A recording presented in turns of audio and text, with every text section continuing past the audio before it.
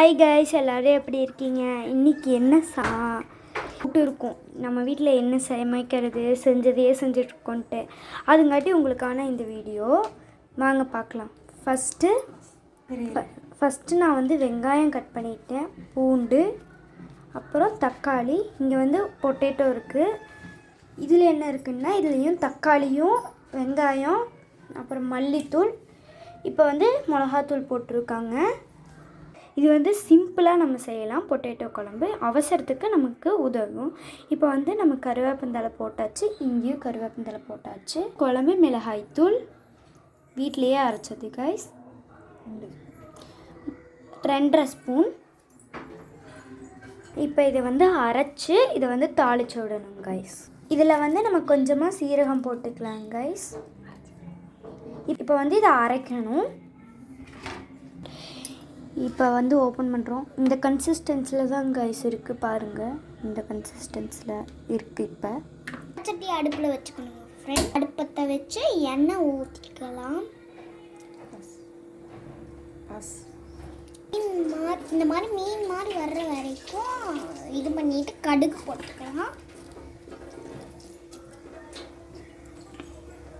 பொரியலுக்கு எடுத்துக்கலாம்.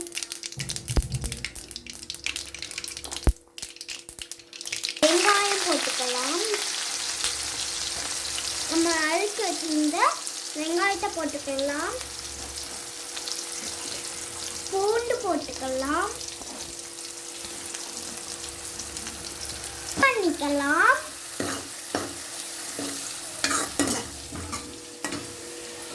குடி, பொறுமையாக குடிச்சிட்டு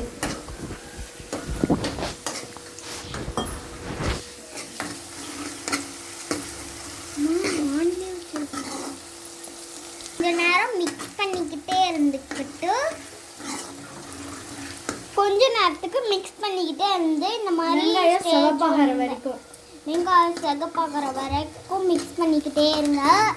அப்போ தான் அதோட ஸ்டேஜ் வந்தோடனே என்ன போடணும்னு ஸ்டேஜ் வரும். இப்போ கருவேப்பந்தலையும் தக்காளியும் போட்டுக்கலாம், நம்ம முன்னாடி வச்சுருந்ததை. அப்புறமேட்டுக்கு கொஞ்ச நேரம் வதக்கிக்கலாம். வெங்காய தக்காளி வதங்கினதுக்காக கொஞ்சமாக உப்பு, கல்லுப்பு சேர்த்துக்கலாம். உப்பு போட்டோடனே கொஞ்ச நேரம் வதக்கிக்கலாம். கொஞ்சமாக மஞ்சத்தூள் ஆட் பண்ணிக்கலாம். எங்கள் அம்மா மஞ்சத்தூள் போடாமல் எந்த சமையலும் செய்ய மாட்டாங்க. அப்புறமேட்டுக்கு கொஞ்ச நேரம் வதக்கிக்கலாம். வதக்கிக்கிட்டே இருந்தால் இந்த மாதிரி ஸ்டேஜ் ஆகும். பொட்டேட்டோவை கழுவிக்கலாம். கொஞ்சமாக இப்படி இந்த ஸ்டேஜ் ஆகணும்.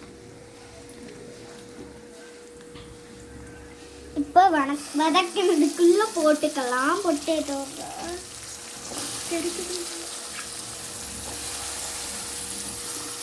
போட்டு வதக்கிக்கலாம். நெக்ஸ்ட் அரைச்சி வச்ச சட்னி எடுத்து ஊற்றிக்கலாம்.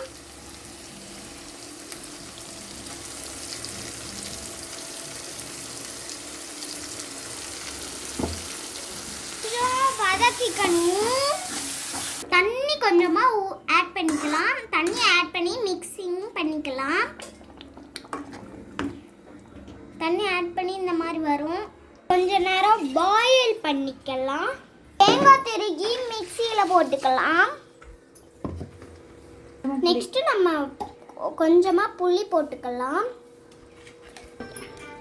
இப்போ கிழங்கு போட்டு 10 நிமிஷம் ஆச்சு. இப்போ கிழங்கு வெந்திருக்கும் பாதி.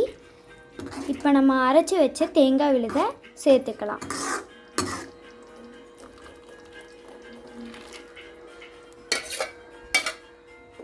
சேர்த்து மிக்ஸ் பண்ணிக்கோங்க.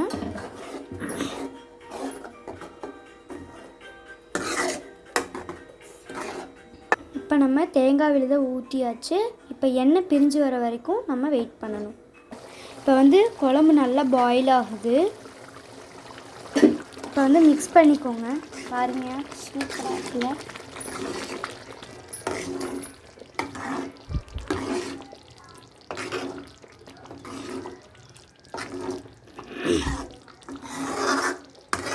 இப்போ நமக்கு குயிக்கான பொட்டேட்டோ குழம்பு ரெடி. கடைசியாக மல்லித்தலை போட்டு இறக்கிக்கலாம். இதை இட்லி, தோசை, சூடான சாப்பாடு இதுக்கெல்லாம் ஊற்றி சாப்பிட்லாம், டேஸ்ட்டாக இருக்கும். எங்களோட மதியான லஞ்ச் ரெடி, வாங்க சாப்பிட்லாம். எங்கள் வீடியோ பிடிச்சிருந்துச்சின்னா லைக் பண்ணுங்கள், ஷேர் பண்ணுங்கள், சப்ஸ்கிரைப் பண்ணுங்கள். தேங்க்ஸ் ஃபார் வாட்சிங்.